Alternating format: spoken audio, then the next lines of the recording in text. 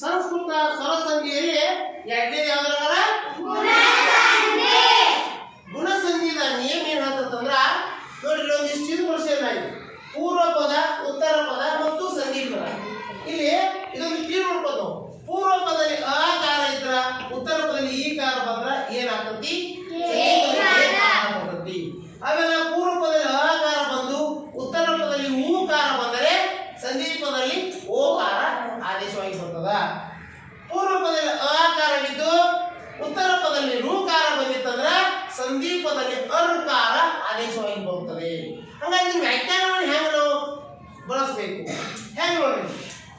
ಆಕಾರಗಳ ಮುಂದೆ ಈಕಾರ ಬಂದರೆ ಏಕಾರವು, ಆಕಾರಗಳ ಮುಂದೆ ಊಕಾರ ಬಂದರೆ ಓಕಾರವು, ಆಕಾರಗಳ ಮುಂದೆ ಋಕಾರವು ಬಂದರೆ ಅರ್ಕಾರವು ಆದೇಶವಾಗಿ ಬರುವುದೇ ಗುಣಸಂಧಿ.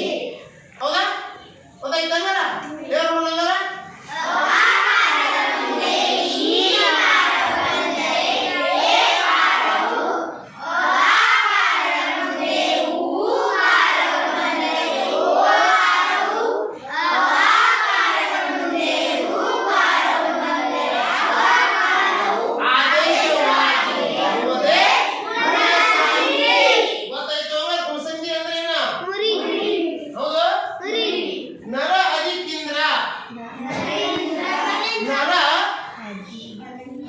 ನರ ಅಧಿಕ್ ಇಂದ್ರ ನೋಡ್ರಿ ಇಲ್ಲಿ ಸ್ವಲ್ಪ ನೋಡ್ರಿ ಏನು ಬರ್ತೈತಿ ಸಂಧಿ ಪದೊಳಗ ನರೇಂದ್ರ ಬಂತ ಬಂದು ಇಲ್ಲಿ ನೋಡ್ರಿ.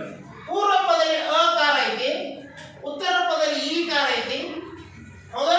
ಹಂಗಾರ ಅಕಾರ ಇದ್ದಂದ್ರೆ ಅಕಾರ ಬಂದ್ರೆ ಈಕಾರ ಬಂದ್ರೆ ಯಾವ್ದು ಬರ್ಬೇಕಿಲ್ಲ ಏಕಾರ.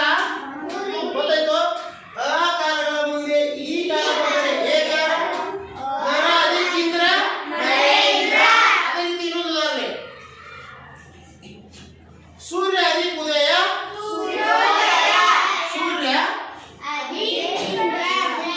ಸೂರ್ಯ ಅಧಿಕ್ ಉದಯ ಏನ್ ಬರ್ತಾರೆ ಸಂಧಿ ಪದೊಳಗ ಸೂರ್ಯೋದಯ ಬಂದ್ರಿ